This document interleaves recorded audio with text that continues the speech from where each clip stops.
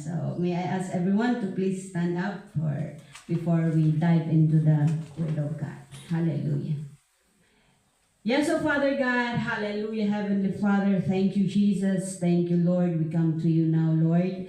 We come into your presence right now, Lord, to hear your words as I deliver your wonderful words to these hearers, Lord. Karag ito yung anak mo, Apo. Kat Apo, iti da ito yung agundaway. Dawatak Apo, itagtultuloy, Lord, nga presensyam, kan anointing flow, Lord God, iti sagtong kalmay sa kada kami. That everyone will hear your words and they will impart it, Lord. And you will also impart, O Lord, in their hearts, Lord, as they will apply in their everyday lives, Lord. Hallelujah. Bless your words, Lord. Han kadi Apo nga siya iti makita da, Lord God. No di kat Apo iti presensyam, Lord God, nga sikao, Lord God, iti mangpalawag kadakwada kadag ito'y Apo nga sasaom, Lord. So bless your word, Lord. Bless each and every one of us, Lord. Hallelujah. Take aways, Lord God, anyaman Apo nga iniquities, Lord God, iti nagbabautan mi. Hallelujah.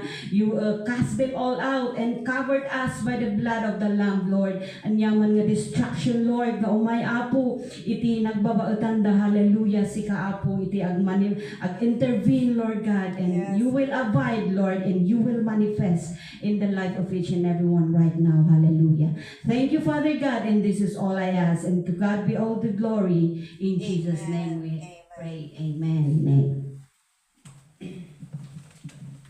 Hallelujah. So,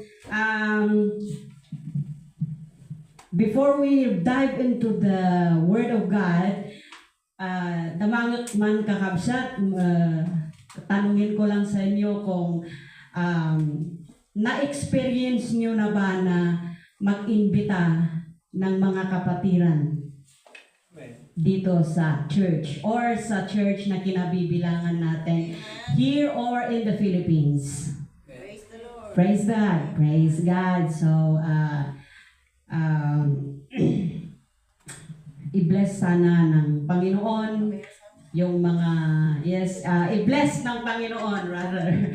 I-bless ng Panginoon yung mga puso ng mga kapatiran na mga iniimbita or inimbita natin to join us in worshiping the Lord. Yeah. So, yun yung isang paraan, mga kapatid, na kung saan, kung tayo ay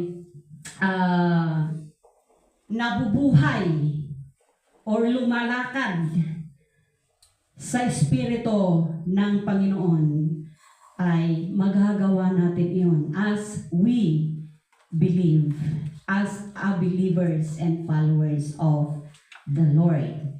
So,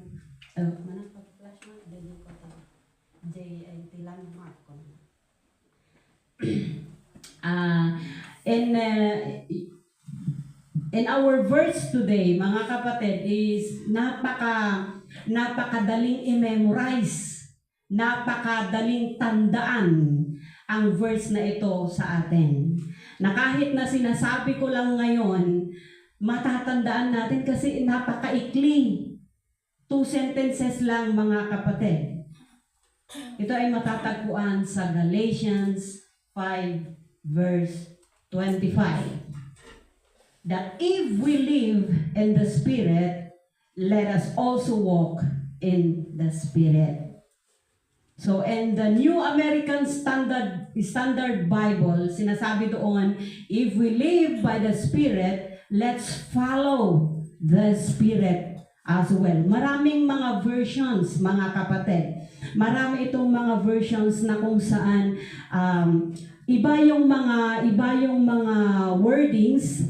May mga madaling matandaan, may mga medyo mahirap, but then iisa ang meaning. Gaya ng sinabi ko nga kanina, napakaikli. Bilang isang mananampalataya or bilang isang believers, followers of Jesus Christ, we must have to put this in our heart. We must have to impart this verse in our heart. Ito yung isang word or verse na napakadali nating tandaan. Gaya ng hindi lang yung mga mga gaya ko na nakakalimot, makakalimutin, napakadali ito mga kapatid na ating tandaan. Sabihin nga ninyo mga kapatid, basahin natin. 1, 2, 3. If we live in the Spirit, let us also walk in the Spirit. Di ba? Napakadaling bigkasin, napakadaling tandaan. Hallelujah! Sa Tagalog, mga kapatid, sabi niya doon, kung tayo'y nangabubuhay sa pamamagitan ng Espiritu, ay magsilakad naman tayo ayon sa Espiritu. So, kaya't yupay kakabsat nga ibasa iti Ilocano. Iti Ilocano kunana, ket dagiti addaken Kristo, ay ni sabaling mo no agbyag tayo gapu iti Espiritu, magnatay met kuma gapu iti Espiritu. O, kompleto Ricardos mga kapatid. Nabasa ko sa English, sa Ilocano at sa Tagalog. So, the author of Galatians 5:25 is no other than Apostle Paul. This the epistle of the Galatians, ito ay kanyang sinulat sa mga churches, para sa mga churches in Galatia. Approximately AD 49 and 58 to address concerns, because you know the churches in Galatia before, mga kapatid, is they were they were straying, yung mga naliligaw sila, yung mga meron silang mga sinusunod na mga law. Sinusunod nila yung mga law na dapat ay hindi dapat. Kaya nga nandun si Apostle Paul para magturo yung parang para sila ay mag-grow sa kanilang mga pananampalataya. So, his purpose, mga kapatid, is to reaffirm that salvation comes through faith in Jesus Christ alone. Amen. Not to the adherence of the law, and to encourage believers to live in the Holy Spirit. Kaya nga mga kapatid, ang Galatians 5:25 ay ini-encourage tayo bilang mga mananampalataya to align our lives and action with the guidance and the empowerment of the Holy Spirit. Hallelujah! Living a life of integrity, godly character, and moral courage. That since we live by the Spirit, let us keep in step with the Spirit.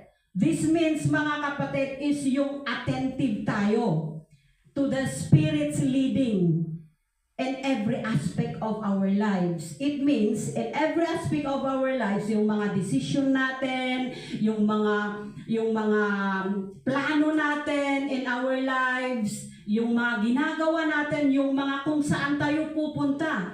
We are always being attentive, yung leading ng Holy Spirit sa atin. Di po ba, mga kapatid? Amen. Since we can live in harmony to God's will in our life. So today, mga kapatid, with our hearts open ba ang ating mga puso, mga kapatid, with the Word of God? Is yung espiritu ba natin, mga kapatid, ay very eager to explore a topic that resonates deeply within us. This will be yung palatandaan natin. Hallelujah! With the theme, the landmark of faith. The landmark of faith.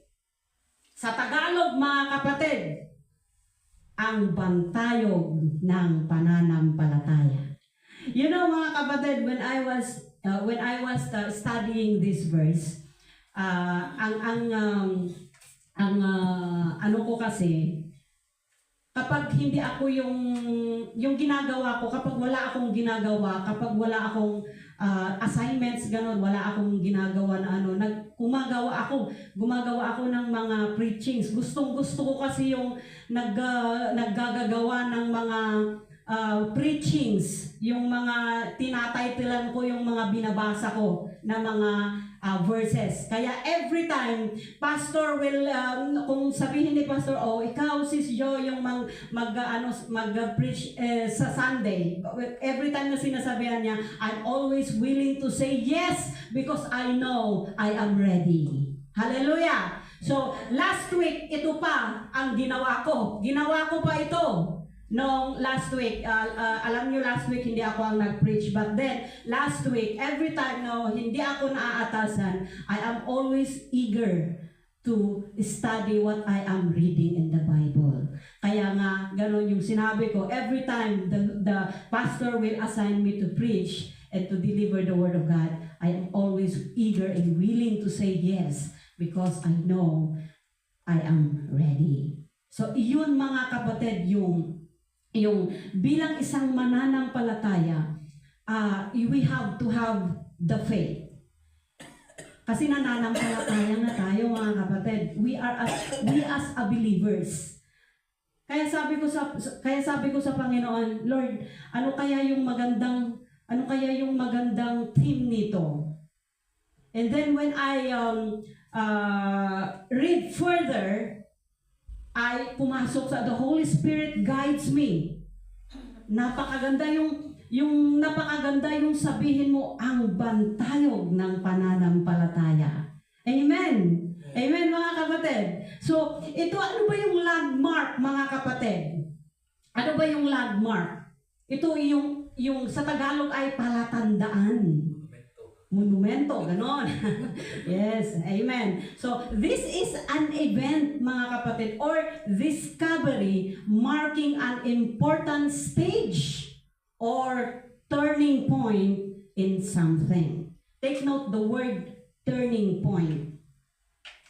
So, ito yung palatandaan natin that being a believer and a follower of Jesus Christ, meron tayong dapat tandaan. Meron tayong palatandaan na kapag tayo ay lumalakad sa pananampalataya natin sa Panginoon, meron tayong dapat tandaan or palatandaan para hindi tayo maligaw. So meron akong dalawang puntos dito mga kapatid na gamitin natin sa ating mga pananampalataya sa Panginoon, that as we walk in serving the Lord, we must have to do this. Hallelujah. As in our verse, it says there that if we live in the Spirit, number one, main point, mga kapatid, is living in the Spirit. Ano ba yung living in the Spirit, mga kapatid? In one word, this is holiness. Kasi sabi na natin, just as the Lord is holy, we must have to be holy also. Bakit ba kinukonsidered ang living in the Spirit a landmark sa pananampalataya natin? Bakit ito'y considered na palatandaan sa pananampalataya natin as a believers? Because it represents the foundational principle of a Christian life. Ano ba yung mga foundational principle, mga kapatid? Yung mga foundational principle. Number one is the spiritual guidance in truth. This means that if we are making decisions, making plans sa mga buhay natin, we have to have the guidance and the Holy Spirit. Even yung Biblia, kapag tayo nagbabasa, kasi nga, in us, as a believers, yung palatandaan natin para tayo ay mag-grow in our ministry is always we have to read the scriptures, the Bible. Amen. Amen. Agree ba kayo doon, mga kapatid? That if we are having some circumstances, situation in our lives, we have to read the Bible. Kasi pag nagbasa tayo ng Biblia, tayo ay maka-encounter natin yung presensya, yung Holy Spirit. The Holy Spirit will guide you. Sino ba? Kung ano ba yung gagawin mo para sa circumstansa or sitwasyon na iyon. Number 2, mga kapatid, is the source of strength and transformation. Yes, of course. The Holy Spirit is the source of strength. Kaya nga, na-overcome natin yung mga temptations, yung mga kasalanan. I know we are matured enough, mga kapatid. Alam natin kung ano ang tama at mali. Kaya nga, kapag ang Holy Spirit is our source of strength, then we can be transformed. Hallelujah. Because we can overcome sin. We can overcome trials.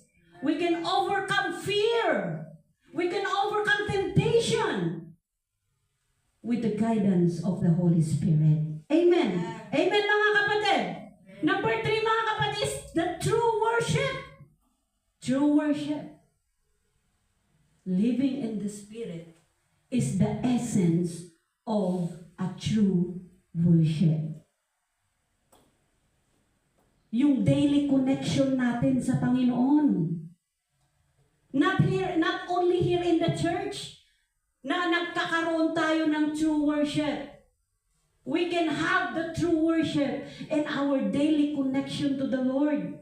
Na kapag nandun tayo, kung saan tayo pupunta, kinakausap natin ang Panginoon. Lord, I need your guidance. I need the strength. Strengthen me with my weaknesses. Yun, mga kapatid, ang true worship. Amen. It is a new way of living also, mga kapatid.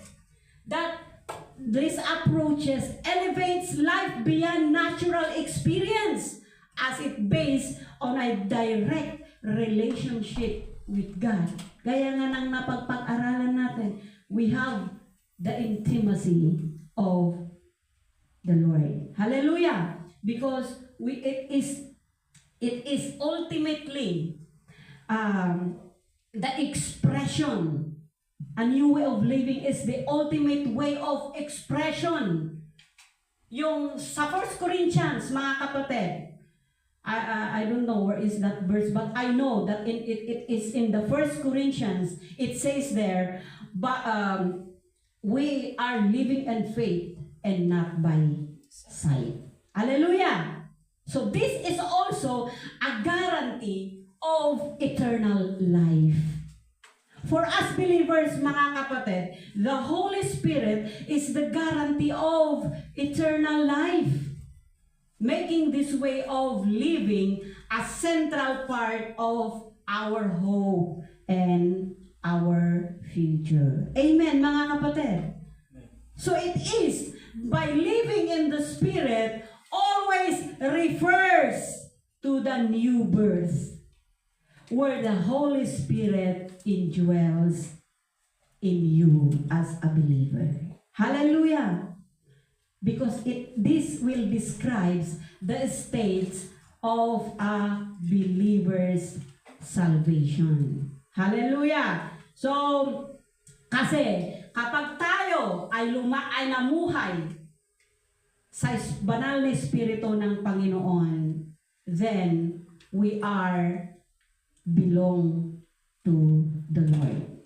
Kapag hindi tayo namuhay sa Espiritu ng Panginoon. As it says in Romans 8 verse 9, sabi niya doon, you, however, are not in the flesh, but in the Spirit. If in fact the Spirit of God dwells in you, anyone who does not have the Spirit of Christ does not belong to Him. Amen! Tandaan natin yan, mga kapatid, that we have to live in the Spirit of the Lord, because as our name says, International Assemblies of the Firstborn, it means we are a born-again Christians.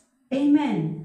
Because this verse signifies of being born again. And we are no longer defined by one's sinful nature. Ano yung sinful nature, mga kapatid? It is known as our flesh. Di ba, mga kapatid? Kapag kasi ginagawa natin yung kagustuhan lang ng flesh natin, and without the guidance of the Holy Spirit, tandaan natin, Romans 8:29, we are not belong to the Lord. Hallelujah! Hallelujah! So, in the context of Acts, na kung saan si Apostle Paul ay pumunta during his missionary journey in Philippi, kasi pumunta siya doon sa Derbe, kung saan siya pumunta doon sa Lystra and Derbe, na kung saan meron silang plano, meron silang nakilala na mga Kristiyano doon, that they are baptized. Apostle Paul preached the gospel and they were baptized in the name of the Lord. But then gusto ni Apostle Paul na magpatuloy, na yung plano niya sana ay pupunta doon sa further east, which is Asia. But then, the Holy Spirit is, yung pinipigilan sila ng Holy Spirit. Basahin natin doon sa Acts 16 verse 9. In a vision appeared to Paul in the night. There stood a man of Macedonia and prayed him, saying, come over to Macedonia and help us.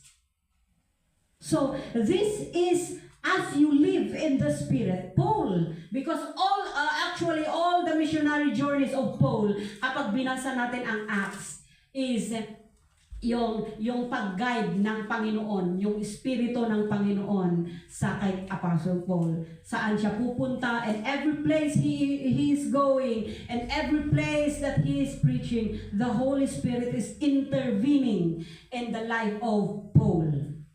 Kaya dito, mga kapatid, sa pagpunta niya dito sa Macedonia, nung kagustuhan ni Apostle Paul na pupunta doon nung pumunta sila sa Galatia, ay pinigilan siya ng Holy Spirit na pumunta doon sa Asia, kasi balak niya na pumunta doon para mag-spread ng gospel ng Panginoon, but then the Holy Spirit intervened. Pinigilan siya at tumatak sa isipan ni Apostle Paul one night when he had a vision na there stood a man, na mayroong isang tao na nagsasabing, come over here, tulungan mo kami. And then, that vision, that dream, ay ininterpret ni Apostle Paul bilang landmark, bilang palatandaan na dun siya pupunta. Hallelujah! Kasi, di ba sa atin mga kapatid, whenever we have a dream, whenever we have a vision, gusto natin alamin kung ano ba yung ibig sabihin yung panaginip natin na yon. And then we come to the point that if we ask the guidance of the Holy Spirit, then the Holy Spirit, or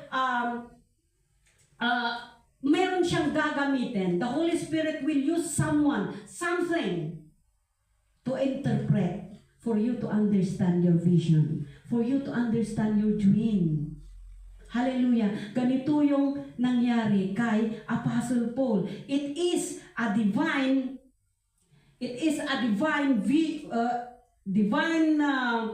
visionary calling and opportunity of Paul, that when he had a vision of a Macedonian man pleading for help, this he interpret as a divine call to preach the gospel in Macedonia. So makikita natin dito mga kapatid, yung Holy Spirit leading kay Apostle Paul. Kasi doon sila nag-preach doon sa Macedonia. And the Holy Spirit closed in another direction. Kasi gusto nilang pumunta doon sa Asia. But the Holy Spirit closed the door for Asia and opened the door in Macedonia. Kaya doon sa Macedonia mga kapatid, Apostle Paul preached the gospel there. Marami silang naligtas. Marami silang binautismuhan sa lugar na iyon. So, ito yung isa pa mga kapatid. As you are living in the Spirit, meron din tayong dapat discernment. Ano ba yung discernment mga kapatid? Kapag tayo ay naging sensitive sa call ng Espiritu sa ating buhay. You know mga kapatid, even during the last Sunday of the month, we are always ginagawa namin yung prayer intercession online. And our teacher always tell us that if we pray, if we intercede, we have to be sensitive enough by the calling of the Holy Spirit. Hallelujah! Kapag kasi mga kapatid, nag-pray ka at hindi ka naman nakikinig sa kung ano yung inililid sa'yo ng Holy Spirit, then useless. Useless yung pagpipray mo. Kaya nga, sinabi natin kanina sa ating pag-aaral that every time we are reading the scripture, every time we are praying, we must have to be sensitive in the calling or in the voice of the Holy Spirit in us. Amen.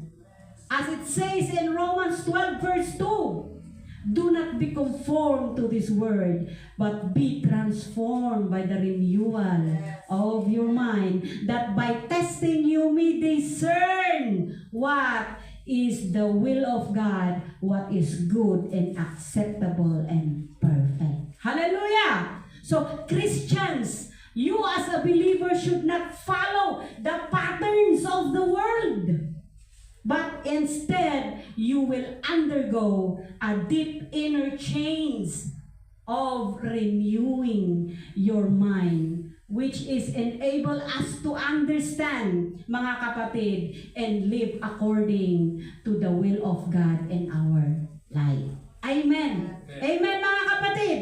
So, living in the Spirit involves actively aligning our life and our life with our faith. Tandaan natin yan mga kapatid. Kasi kapag tayo'y namuhay sa banal na Espiritu ng Panginoon, we have a practical application sa ating mga buhay. Number one mga kapatid is changing your mindset. Yung mindset natin mga kapatid.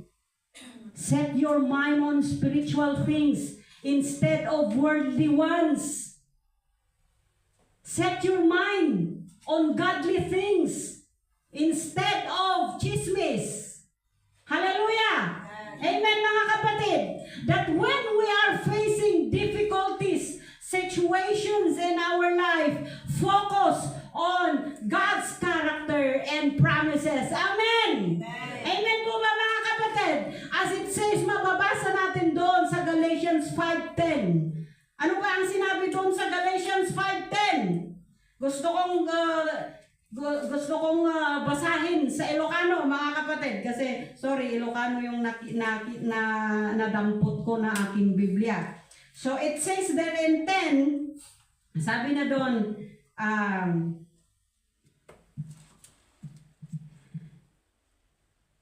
siya adda pananginanamak iti Apo a maipaay kada kayo adi kay to panunuten ti sabali abanag ngem ti mangriribok kada kayo awaten to ti dusa na uray no siya sino. Oh, ganon mga kapatid. Kaya we must have to focus on God's character. Kasi kapag nag-focus tayo sa mga worldly things, then we will have the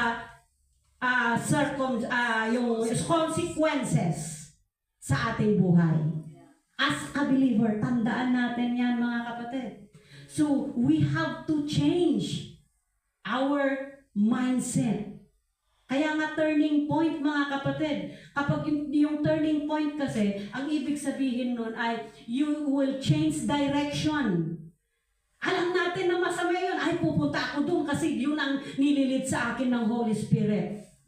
Ganito, ganyan. Kaya yung leading ng Holy Spirit sa atin, we have to be enough sensitive. We have to be sensitive enough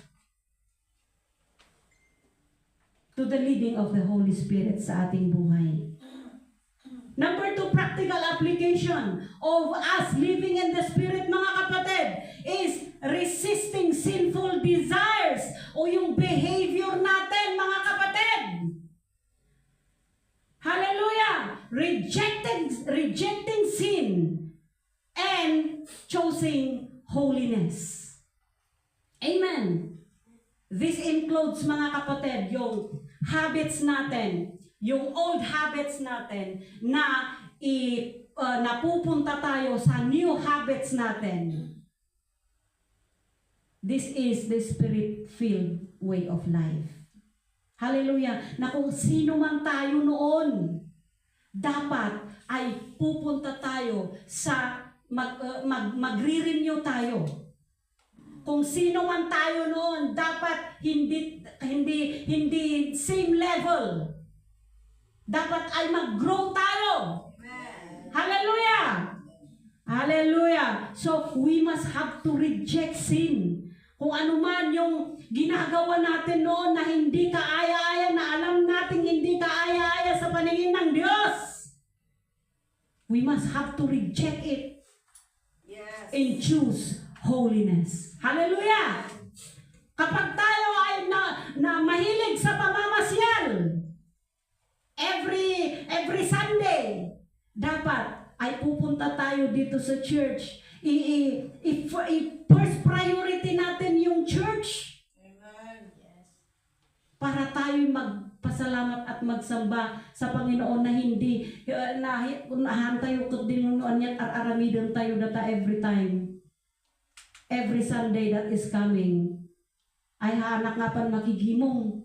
Ag-urnusak kat dito, inakat agpasyar. That is not the way of living in the Spirit. Number 3, mga kapatid, is the action. Let the Spirit lead you.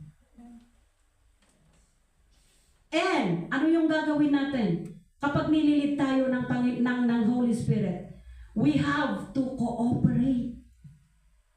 Cooperate with the Holy Spirit willingly, accepting and applying spiritual discipline. Hallelujah. Amen. And most of all, mga kapatid, prayer. Prayer. This is the only communication we have to the Lord. That everything, anyaman dagiti sitwasyon tayo, anyaman dagiti anuman yung kalagayan natin, anuman yung tinatamasa natin sa ngayon, anuman yung kung ano tayo ngayon, we have to pray. Sino yung hindi alam mag-pray dito? I believe na lahat tayo ay alam natin ang mag-pray sa Panginoon. Hallelujah! Amen. So, number 2, mga kapatid, a considered landmark of faith natin. It says in our verse in Galatians, ano yung number 2 na sinabi doon? That if we live in the Spirit, yes, amen, we have to walk in the Spirit. So, walking in the Spirit, in one word, means obedience. Obedience, mga kapatid. Bakit ba considered na landmark of faith natin ang walking in the Spirit?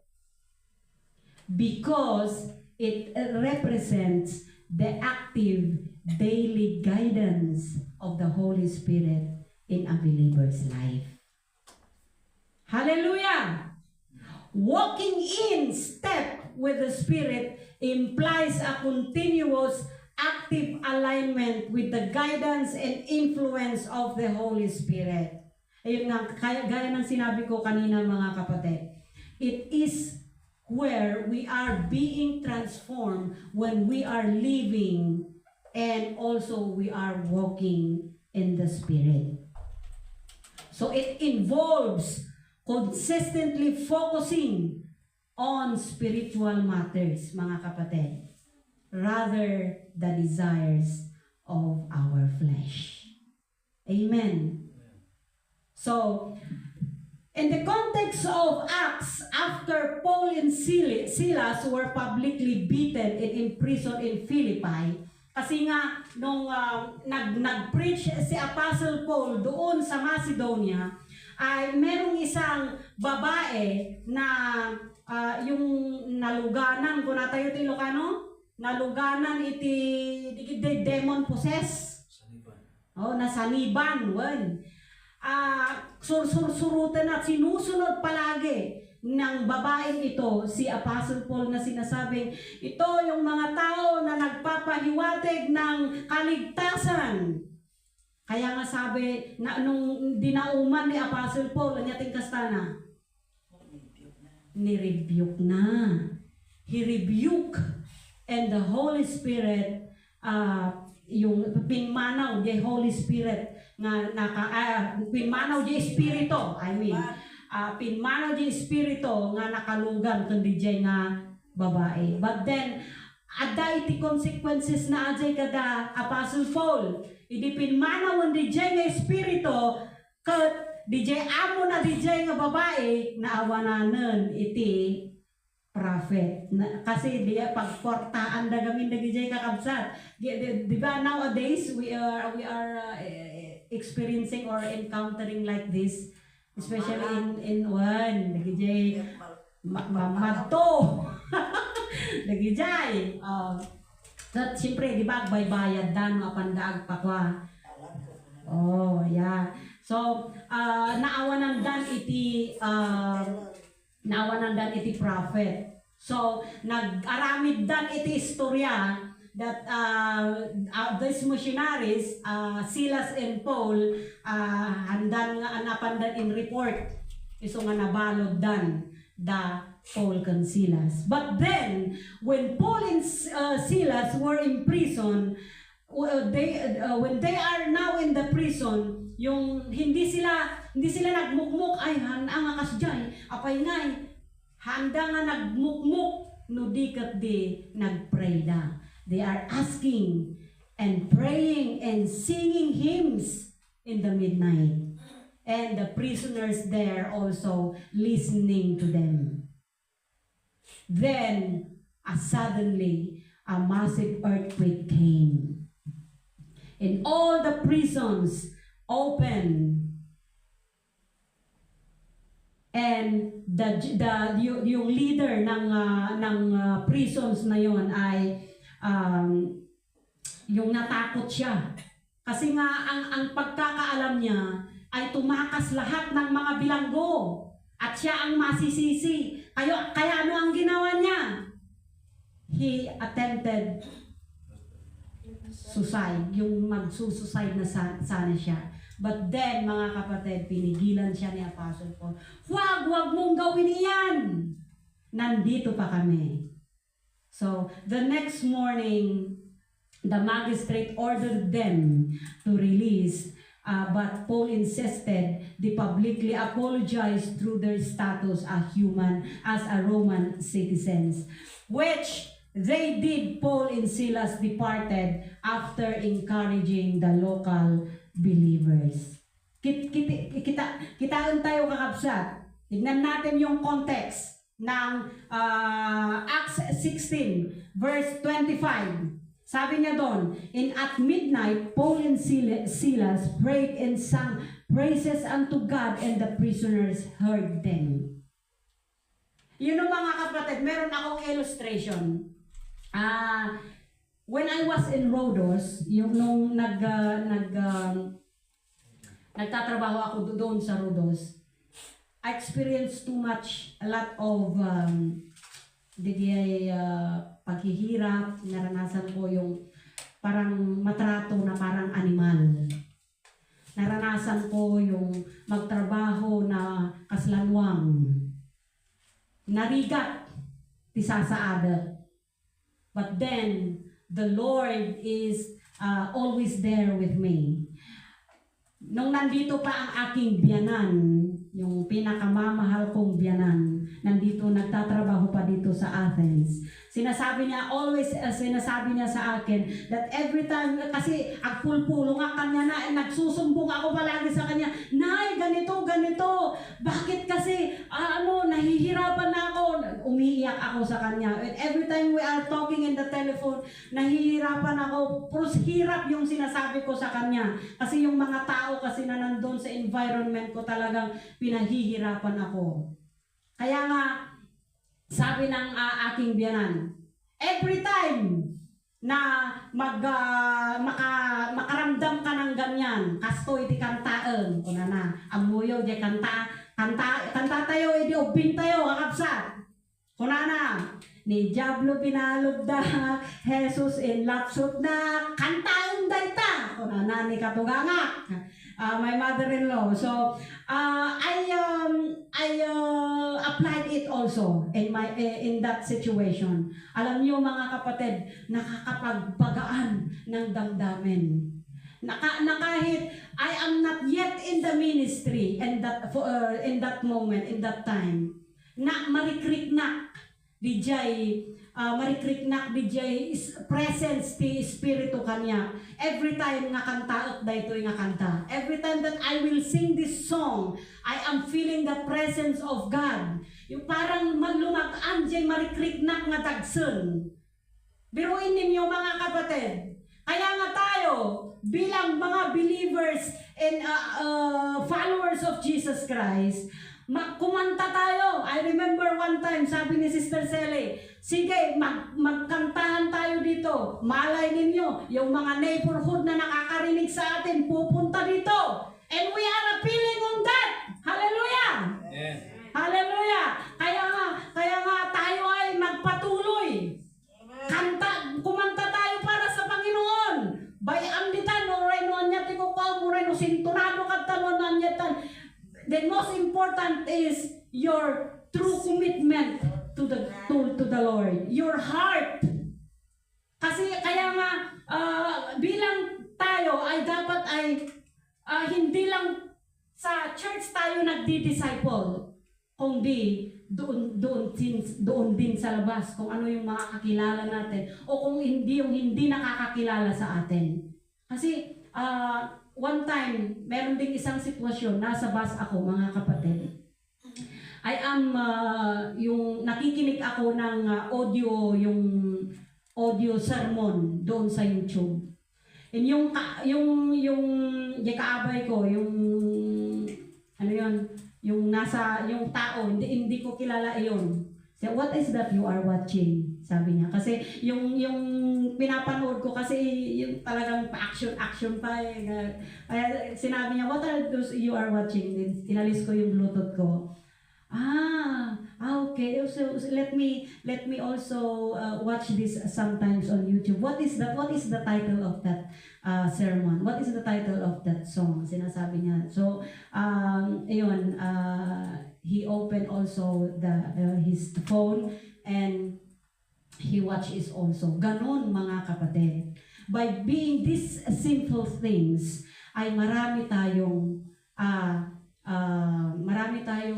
nadi-disciple in that simple kind of things na nakikita. Kaya nga, nung Paul and Silas were singing songs, yung mga jailers, yung mga prison doon, yung mga prisoners doon ay nakikinig rin. Kita ninyo, they have the chances, mga kapatid, nung nag-earthquake na, they have the chances to go. Tatakas sila. But then, ano yung ginawa nila? They stayed. Because they believe that they will have the salvation.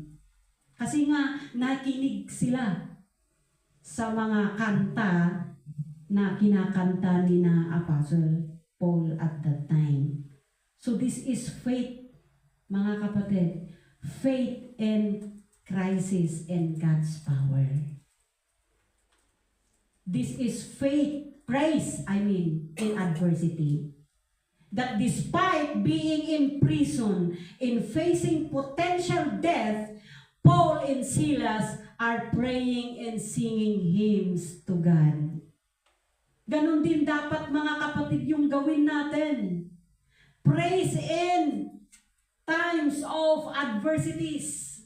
Ano yung mga adversities? Yung mga difficulties natin, mga problema, challenges natin, mga kapatid. We must have to pray. Sing to the Lord. Hallelujah. Because it has also the divine intervention. Yung divine intervention is, kita ninyo yung pagdating suddenly ng earthquake, yung massive earthquake that shake the prison. This is the demonstration of God's power.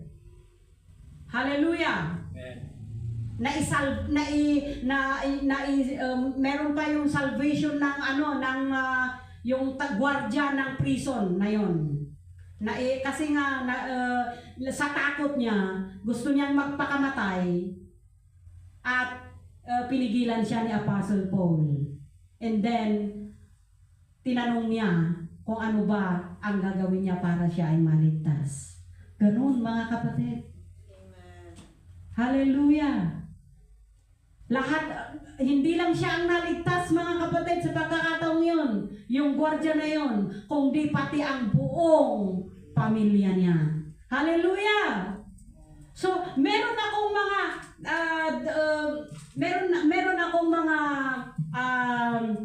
practical na isinulat dito, mga kapatid, that we have to apply in our daily lives. Yung mga practical applications natin of walking in the Spirit. Number 1, mga kapatid, as we say, surrender in obedience. Surrender in obedience. Ano ba iyon, mga kapatid? Intentionally submit your thoughts, action, and desires to the Holy Spirit's leading. It means actively choosing, mga kapatid, to follow God's will and to do what is right. Sabi ko nga kanina, we are matured enough to understand what is good and what is bad. Alam natin, mga kapatid. Kaya nga tayo maging sensitive sa Holy Spirit para tayo ay mag-grow. Kapag alam natin na hindi tama yung gagawin natin, then we will not do it. Yeah. Hallelujah. Yes. O kaya'y magpaturo tayo. Magpaturo tayo sa mga pastors. Kaya nga may mga pastors. Kaya nga may mga teachers. Kaya nga may mga missionaries, makinig tayo sa salita ng Diyos. Hallelujah! Yield to the Spirit promptings. Ano ba ito? Ibigay sa Espiritu yung paggabay. Hallelujah! Be sensitive to the Spirit guidance and response to His nudges. This is an ongoing process of letting go of your own plans to allow spirits to lead us. Hallelujah! Combat the flesh. Labanan ang laman. Ito yung pakikibaka natin, mga kapatid, sa ating mga laman. Na kahit na anong gawin natin, kaya ang pakikibaka lalabanan natin kahit gustong-gusto natin na gawin iyon. At alam natin na hindi tama, then we will not do it. Yes. Amen. Amen. Labanan natin. We are actively choose not to fulfill to the sinful desires of the flesh. And we will recognize what is the ongoing struggle that can only be won by the help of the Holy Spirit. Amen. Hallelujah! Kaya napakahalaga, mga kapatid, to live, to walk in the Spirit. Sabi nga doon sa Galatians 5:16, this I say, then walk in the Spirit, and ye shall not fulfill the lust of the flesh. Sa Ilocano, kunak nga rod, magna kayo kas iti espiritu, kat di kay tutungpalen dagiti tarigagay iti lasag. Amen. Amen, mga kapatid. I know that this is self-explanatory to us. I know that we are matured enough to understand this verse.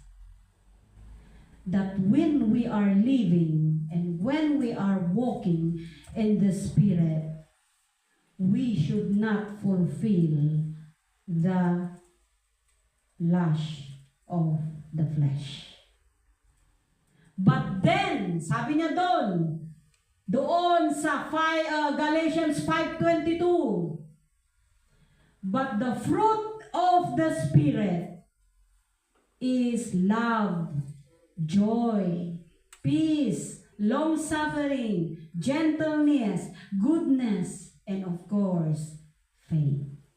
Yun yung tatandaan natin at itatak natin sa mga puso natin, mga isipan natin, the fruit of the Spirit. Kasi may mga benefits tayo, mga kapatid, in walking in the Spirit. Ano yung benefits na yun, mga kapatid? You will have the deeper relationship with God. Hallelujah! Hallelujah, mga kapatid. So, as I conclude, mga kapatid, meron akong gustong ipaliwanag sa inyo, mga kapatid. Alam ba natin yung maliit na baterya? Maliit na baterya na yung AA, yung susunod sa AA. AAA. Alam natin yon, mga kapatid. Kaya kapag nakikita natin yung baterya na yon, matatandaan natin ito. Kasi ito yung sinasabi na, kitignan natin sa ating monitor. It is the AAA. This I want us to remember, mga kapatid, that as we live, as we walk in the Spirit, we must have to have the acknowledgement. Ano ba yung acknowledgement, mga kapatid? That every day in our daily life, we have to start our day acknowledging that the Spirit is there. Hallelujah! Surrender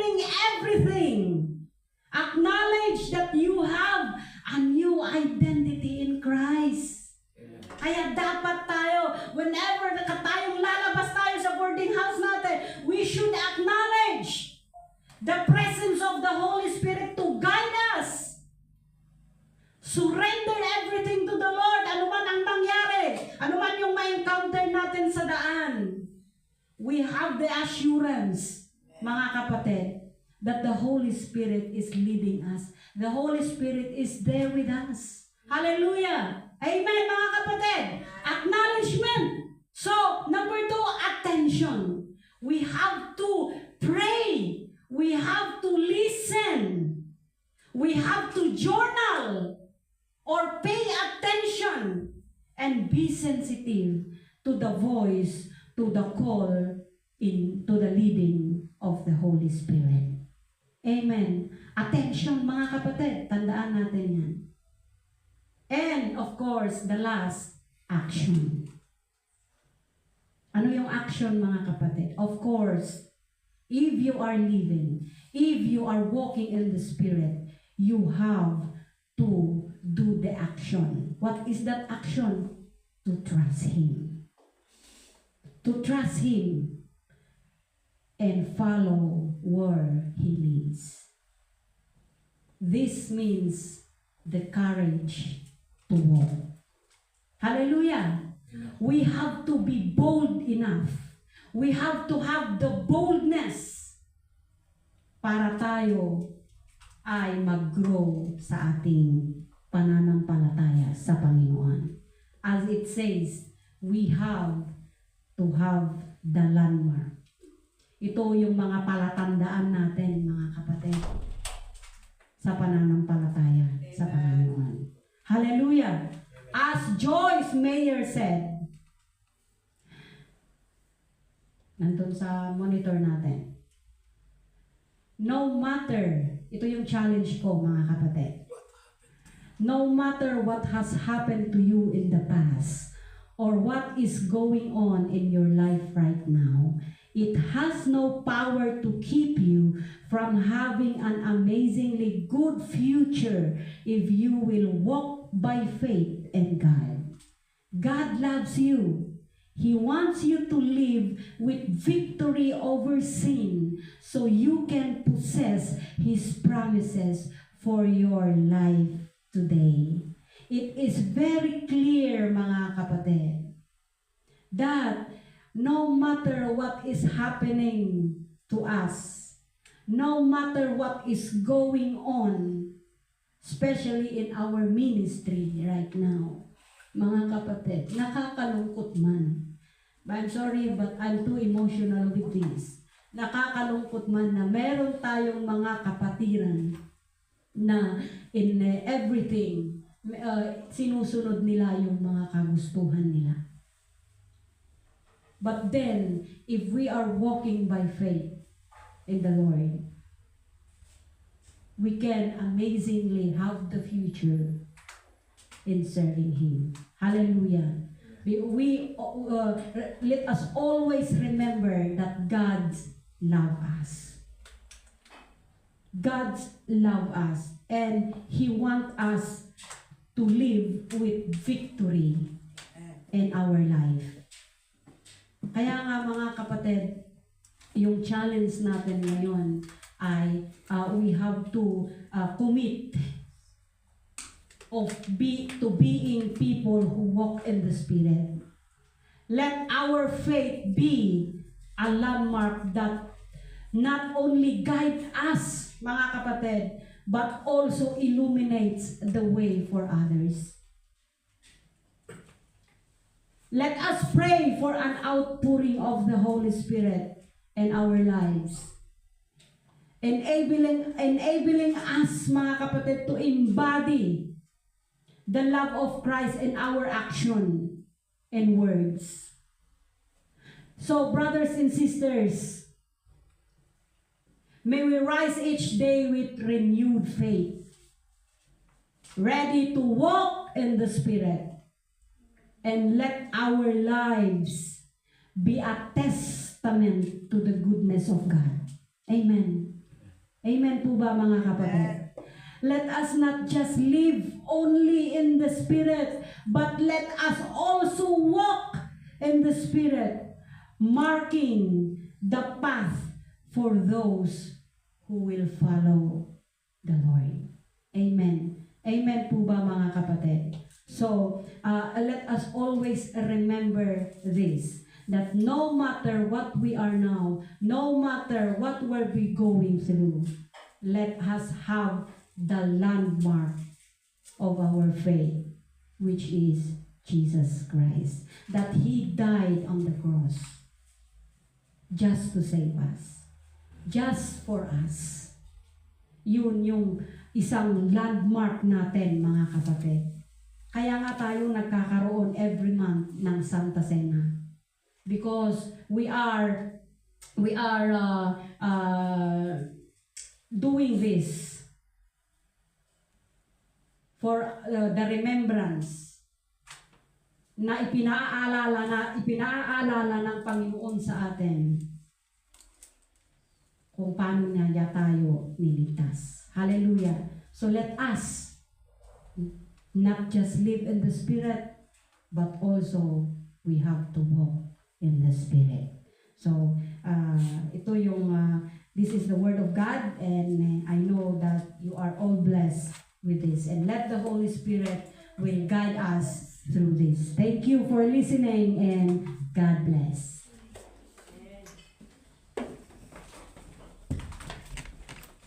God bless you, Sister Jocelyn.